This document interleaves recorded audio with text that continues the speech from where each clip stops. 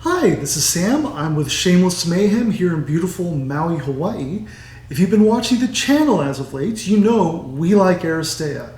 It's a fantastic arena combat game from Corvus Belli. They're a Spanish company also making the war game Infinity. If you've ever had a chance to check either of them out, you really owe it to yourself to do so. So what we're going to be talking about today is actually an expansion for Aristeia. Like I said, it's an arena combat game. If you're familiar with MOBAs, massive online battle arena type games such as League of Legends, or if you're familiar with Overwatch, you'll have an idea of what Aristeia is like. It's actually, we kind of jokingly call it Overwatch the board game.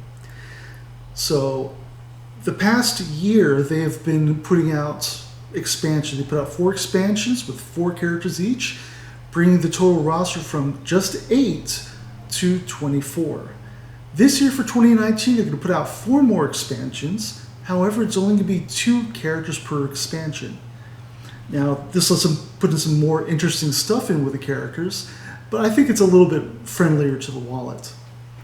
So the first expansion for 2019 is the Chemical Brothers expansion. This has just come out. I just received it, and I've actually been waiting to show this to you guys. It's 2 brothers. The backstory is they are getting involved with this for the pride of country, for the pride of their nation and their sector of space. So it's really cool. You've got the older brother, Bachman, and basically he's a biochemical engineer type guy. And what he was doing is experiments with his younger brother. So basically he's getting, his younger brother, Hammerhead, is getting juiced. Had you seen Bane from Batman, you get kind of the idea. They get some really interesting mechanics because of this dynamic. And actually for a first in the game, one of the tactics cards, an ability for Hammerhead, actually gets buffed if his brother is on the team. That is really interesting to see a unique sort of synergy being explicitly included. And I'm kind of hoping we'll see more of that as well. What we'll also be showing off here is the alternative sculpt for hEXx3r, the Nomad Witch. She is a hacker that is in Aristeia. She's a lot of fun. If you look back in the previous matches, BanzaiZAP uses her with really horrible effectiveness. I see him bringing her to the table. I kind of lose my plans because I know he's going to mess up whatever I've got planned. So with that, I think we're going to go ahead and unbox these guys. So I had ordered this online. It was around $20, a very reasonable price. Now, what is usually interesting with Corvus Belli and their expansions is instead of making a single, instead of making regional specific versions, they actually include everything you need to play in German, Spanish, French, and English. So if you've got friends who are multilingual, they'll appreciate that. Likewise, if they don't speak or read English, that's great too. So we've got this right here. They will have their various chits, their tokens as it were. I'm not sure what these are just yet. So as normal, there's the red side, which is sort of the active side. These are poison tokens. I don't know what these are just yet. And of course they got the little portraits down there. Kind of a nice touch they have. On the flip side, of course, is when the token gets flipped over, the effect takes place. In this case, it's minus health. So these don't seem to do much either way, so I don't think they're necessarily going to change from the get-go. We also have their initiative cards. If you've played Aristeia, you know that you'll usually have some great character art on these. And these are about what you'd expect. So we got Hammerhead and we got Bachman. Bachman goes at initiative 5, which is very normal. We also have an initiative 4 for Hammerhead. So he's going to be a little slow on things. If you are using him, expect to give up the initiative more often than not. Now then, we have the cards. These are pretty much, I think, really the most interesting part and most mobile-like aspect of Aristeia, because you can, even if you are using the same character, think of this sort of as your skill tree. It's what helps you differentiate your way of playing from someone else, even if you had the exact same team. And as noted, we got 1, 2, 3, 4 different versions in the different languages. 4. So I have actually just been giving these to different friends of mine. We have an updated poison card, and this actually says this one replaces the one in the reference guide. So it looks like to me there is a rules change. Always good to know. So targets affected by this state suffer 1 health or 1 damage when the blue side of the state token is revealed. Same as normal. Remove the poison state token immediately after showing its blue side. Now this is actually very important. There's a character in the game named Eclipse, and her ability is actually to flip state tokens. So they did this so she wouldn't be able to basically infinitely flip the poison token and kill a character that way. So it was a necessary rules revision. And I do believe that's it. Yeah, and the only other thing is this can be stacked.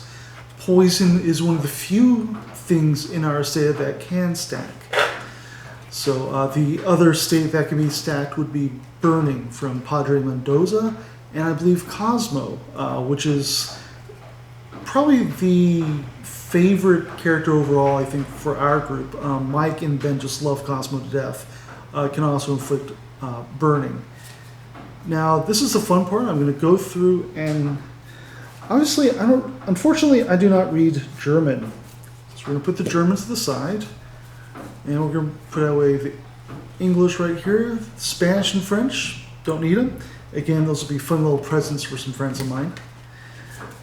So, and again, you get full sets, 4 per character. Now, I would go ahead and show it and read this all to you, but I know you guys are busy. So if you go to www.aristeiathegame.com, Corvus Belli is wonderful, and I love all the support they give, in that you can actually look up all the characters from their website, check out all their cards. They even have a rules wiki that they keep updated. So I strongly recommend checking it out there. I'm not going to bore you to death with my theories just yet. But it is definitely something you'll want to check out. So at this time, what we're going to do is bring out the 2 miniatures. Now these are plastic miniatures. I'm going to say that right now, Corvus Belli does really great work. I'm very happy with them. I think the detail work is fantastic, and they feel good in the hand. I have also I've had the chance to work with a little bit of Games Workshop plastic, which is good, but they come on those sprues that you gotta cut out and everything, which is fun, but it's a little too much for me. I'm a very casual, you get to a certain age, you only got so much time, so much energy. And oh, here's the Hammerhead. And this guy, they even got some scenery in there. I don't know if I would necessarily say it's as good as the Games Workshop plastic I've seen so far, but the fact they come pre-assembled means I already like it better. The amount of work I had to do just to get Blitzball ready to play, it wasn't hard, but it was a bit tedious. Here, it's ready to go straight out of the box. Now, I will be painting these, but just so you know. That, and I will also say I think I like their plastic better than Privateer Press's plastic. Now, it could be that I haven't got anything recent enough that really shows off what they can do, and I've got nothing against Privateer's plastic, but I do think Corvus Belli does it better right now.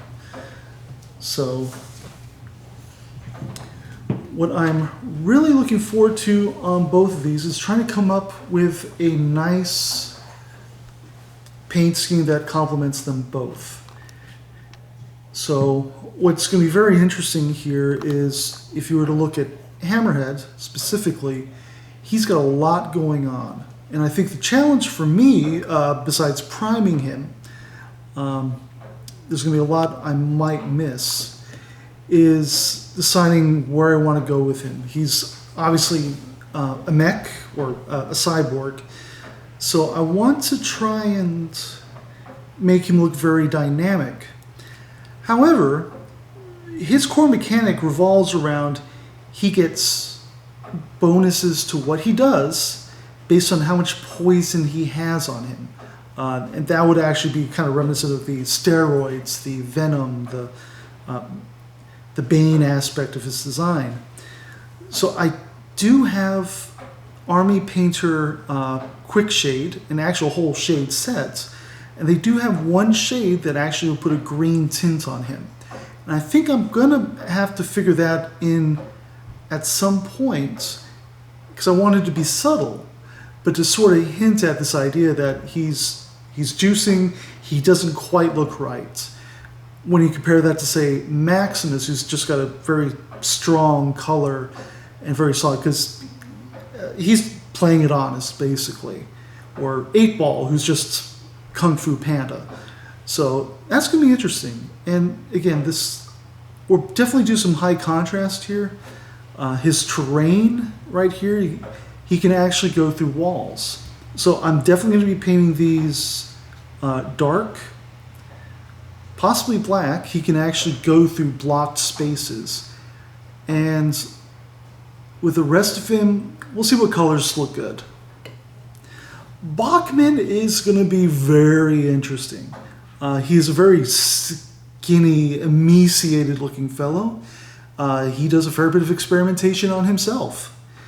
So although the character art that they have made for Bachman is actually portraying him as a dark-skinned Middle Eastern man, I'm actually thinking of actually playing up the chemical and the poison aspect of things and giving him green skin, something that looks kind of unnatural. And he's got these very interesting, they'll be hard to make out, little vials, cylinders on him. Using a magenta color, I think will actually be a nice contrast. I might even dry brush some normal skin tone onto him to help further reinforce the idea that he's doing bad things to himself. And using that kind of greenish color will hopefully tie the two of them in together. And that should be really exciting. I'm looking forward to that.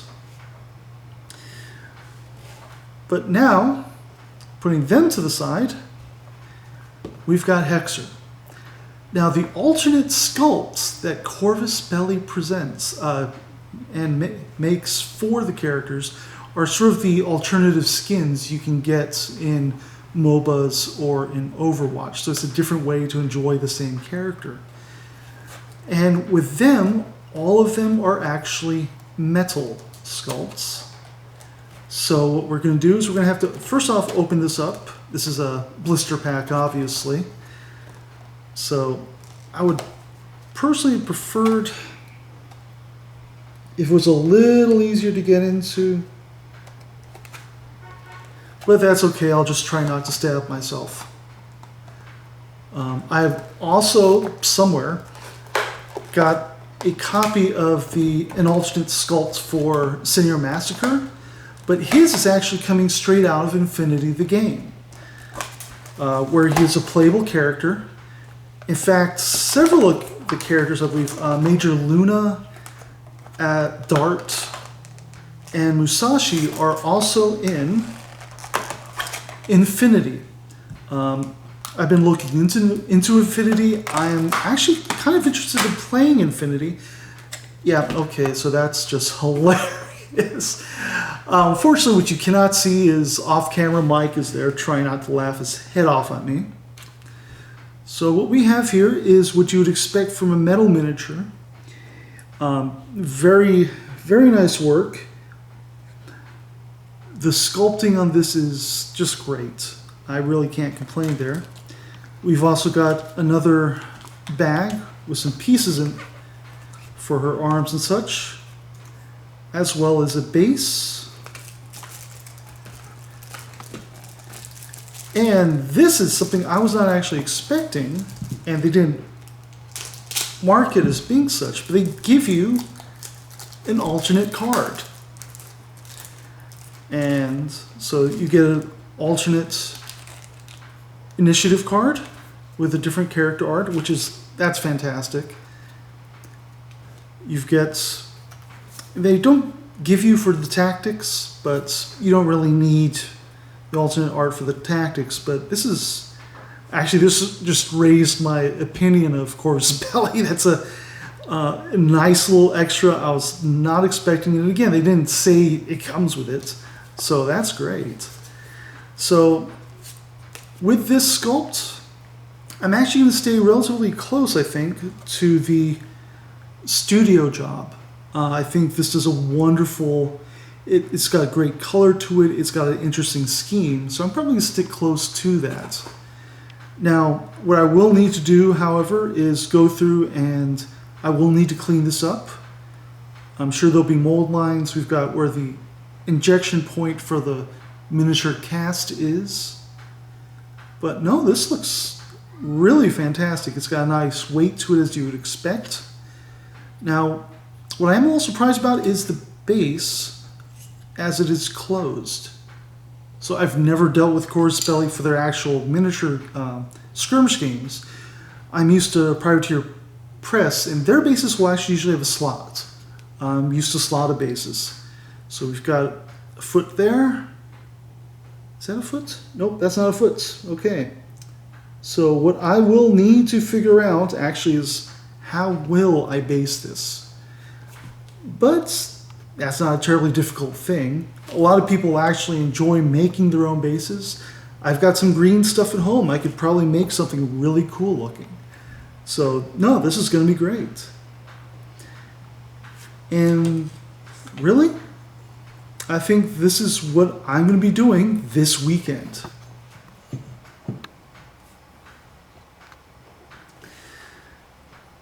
So with this, we're going to wrap it up, but this is, again, just a nice big bit of Corvus Belli love for Aristeia. If you're not playing Aristeia, it's a great game. It's a wonderful alternative from the normal war games and skirmish games I play.